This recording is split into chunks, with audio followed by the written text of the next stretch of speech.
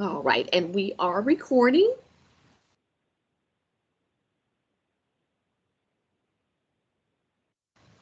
I'm going to turn off my camera.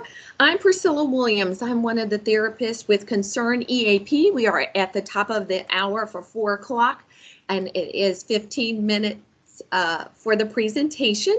Want to respect your time. So today we're going to be talking about signs and symptoms of abusive relationships. And so our focus today will be defining healthy and unhealthy relationships. We're also going to define what an abusive relationship is. We're going to explore the signs and symptoms, kind of give you an overview of that, and then next steps. So let's jump in. Here are some signs of a healthy relationship. In a healthy relationship, we see the listing here, but while some conflict is normal in any relationship, healthy relationships involve two people who are both debate and have their own opinions. But in abusive relationships, those involve one party controlling the other's thoughts, feelings, or actions. And recognizing the signs can help each and every one of us avoid or escape an abusive relationship. Healthy relationships involve, both partners building each other up, whereas in an abusive relationship, that involves one party tearing the other party down. So here are some signs of an unhealthy relationship. If you recognize any of these signs, then you are probably in an unhealthy relationship. So, for instance, that you're not really communicating, that the other person is not respecting you or disrespecting you in front of others, or maybe that they're not being totally honest or truthful, or that you're only spending your time with that person and not with any others, or that you feel pressured into activities, or that they are trying to take control of the things that you do, and that economically you're not equal. We'll talk about these in depth. So I wanted you to at least have a quick glance of what some signs of an unhealthy relationship look like. For abusive relationships, abuse can be physical, it can also be emotional, verbal, financial, or any other type of behavior that keeps one person under the control of another. So there are many common aspects of abusive relationships, and every individual relationship will look slightly different. But it's often difficult for people in abusive relationships to realize that they're in one. One of the most common aspects of abusive relationships is of an abusive relationship is the abusive person or the abuser insisting that what they do is normal, that it's not harmful. It makes it hard for the victimized person to understand their situation, to even process that this isn't right, this isn't good, this isn't healthy. So there is no type of person that is immune from abuse or unable to be an abuser. There are people of all ethnicities, ages, genders, or sexual orientations that can become victims of abuse. And it's never the fault of the abused person. Abuse is always the responsibility of the abuser. So, what are some signs of an abusive relationship? We've looked at unhealthy, but let's look at abusive relationships. Abuse is occurring in a relationship when one partner is communicating in a hurtful way, or maybe that they threaten the other person, or they're always accusing the other person of cheating on them when it's really not the truth, or that they themselves are denying that their actions are abusive. Always, it's a sense of control, controlling another person, or isolating them, their partner, from other people. We are going to talk about those specifically. I want you to know we should never ignore the warning signs of when a person is manipulating, making us feel that maybe I'm the one who's out of control here. In a relationship, and it's an abusive one, there are different methods of control, but the underlying themes are the same. Control, another person controlling. It involves one party having that power over another one. And so the other person is prevented from doing the things that they want to do. So let's talk about some of these signs of abusive relationships. One is communication monitoring. People who are in an abusive relationship may and they're the abuser, they may try to monitor the other person's communications. They may even ask to read the texts or emails, may log into devices without permission from the other person, or install tracking software to keep tabs on their social life. And they'll frequently use that information against their victim. Think about it. If you notice signs of these things for communication monitoring, that's not a healthy relationship. And then, secondly, there's isolation. Abusive partners commonly isolate the people they abuse. The abusive person may spread lies about you, or they may try to convince you that your family members or friends don't actually like you in an effort to get you to sever ties. Either way, the goal is to cut you off from the support system, and that is a key part. We all need to have a strong support system behind us, not for if life circumstances happen, and it doesn't have to be abuse, but just life in general is going to send some things, and we need to be undergirded by strong support people in our lives. Because when we have them in our lives, it could otherwise be the help that we need to leave an abusive relationship. Let's talk about that financial control. In some abusive relationships, the abuser will work to remove the partner's control over their own finances. This is intended strategically to make it harder for the abused person to leave that relationship, because we know it takes money to do anything. The abusive person may be cut off from access to their accounts. The abuser may hide information about financial situations, or even try to make the other person quit their job, because if they then isolate you from others, then cut off your ability to make money in order to be able to leave, then they maintain the control. So let's talk about coercion.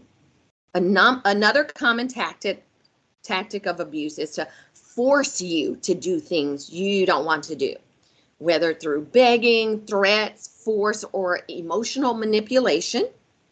And this can include sexual activities as well, but it can also include any other behavior you don't want to do, going places that you don't want to go. Abusive people may also use coercion to keep you in the relationship if you try to leave, sometimes with crying or even saying they'll go for help, when their ulterior motive is to keep you in that relationship.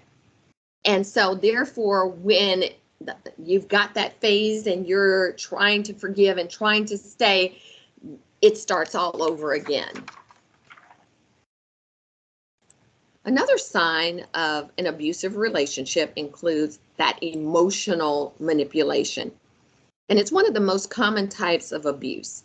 And this can include whether it's insults towards you, humiliating you in front of other people, making you feel like you're crazy, calling you names, or making you feel guilty just for having, for normal activities. Maybe you want to go back to school, and they'll say, why would you want to do that? Didn't you say you struggled through school? See how that works? to undermine your confidence and to help to make sure that you don't feel worthy to do anything. So therefore, emotional manipulation will eat away at our self-confidence and self-esteem. That's not a good place or a healthy place. The other thing is, finally, physical violence.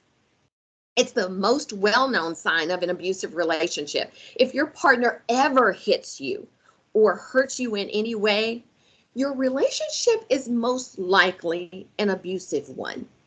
And it needs to be addressed. You need to pay attention. You need to find a support person or persons, and we're going to talk about that. People who are victims of abusive relationships often live with a number of problems. And some of those symptoms or the impact of that are that they feel isolated, because they are. That is the tactic. That's the sense of control. When you are isolated and you have no one, but you feel it deep down inside that I don't have anyone I can turn to. Who can I trust? If I've been told that my family doesn't like me or my friends don't like me, or, the embarrassment, I don't want people to know this is happening to me, but it isn't your fault. And so we have to make sure that we stay focused on that the abuser is the one who is at fault. People who are victims of abusive relationships also live with a number of other problems. And that comes in the form of depression, anxiety, or even suicidal thoughts. If I'm feeling that sense of isolation, then I spiral into helplessness, hopelessness, and then I just unplug from everything because I don't feel I have anywhere to go. But there is help. And so we want to focus on, if you are experiencing any of those symptoms, if you are feeling yourself, isolated, or that you are being humiliated, berated, put down, that's not a healthy relationship. So people who are also victims of an abusive relationship live with the other problems of, addictions, because I'm trying to numb out. It is a negative coping skill, but it's all I can think of right now because I just want to forget that this is happening. But they also have a number of injuries and struggle with financial problems because the other person is trying to maintain the control. So here are some next steps. If you or someone that you know is in an abusive relationship, this is what you can do. If there is imminent danger, then of course call 911 or the crisis line, and that number, the National Domestic Violence Hotline. The hotline.org is the number 1-800-788-SAFE, 1-800-788-7233, or the National Coalition Against Domestic Violence, ncadv.org. If you or someone that you know is in an abusive relationship, here are some other things that you can do. Connect with a counselor so you can consider options that you have and a safe place to share, to vent, and to be validated. Secondly, we've got to create that safety plan with an exit plan. So when those who are being abused decide to leave the relationship, the risk increase for physical harm. It is advised, and just take note of this, do not make the abuser aware of your plans, because that may increase they're spiraling out, feeling as if they are out of control and they're losing their grip on the relationship. As that spirals, their emotions increase of, it could be anger, it could be a number of things, but we do not want you in harm's way. So number 3, do not be alone in just your knowledge and awareness. So you've got to tell someone, pick someone that you trust who will be available to listen. but they can provide, advice when and if you ask for it. And don't be in denial about your relationship.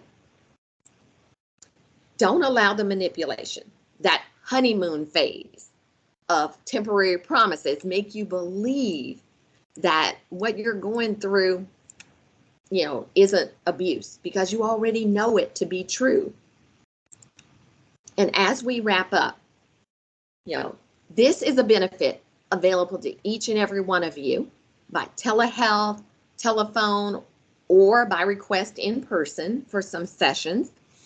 But this benefit is for you and anyone in your household, whether they're related to you or not. They just need to live at your address in order to use the benefit. You can go to our website and complete the new client intake paperwork. That website is www.myconcerneap.com. Scroll down, click on client, and scroll down to new client intake form. Electronically download that and complete that. And then, you can call the number and our 901-458-4000 number. Let them know you've completed that form and would like to get connected with a therapist. I'd like to ask really quickly, because I know our time has come and gone, if there are any questions. If you do have some questions and it is too sensitive, will you send them to our concern email box, concern@bmhcc.org, so that we can respond to you and that we can help you to get what you're needing. This is very important, to have someone connected, and no issue is too big or too small. Everything's always confidential, always free for you and anyone in your household. They don't have to be related to you, but if it is you, call the number 901-458-4000 or the 1-800 number 445-5011. Does anyone have any questions? I'm going to stop the recording.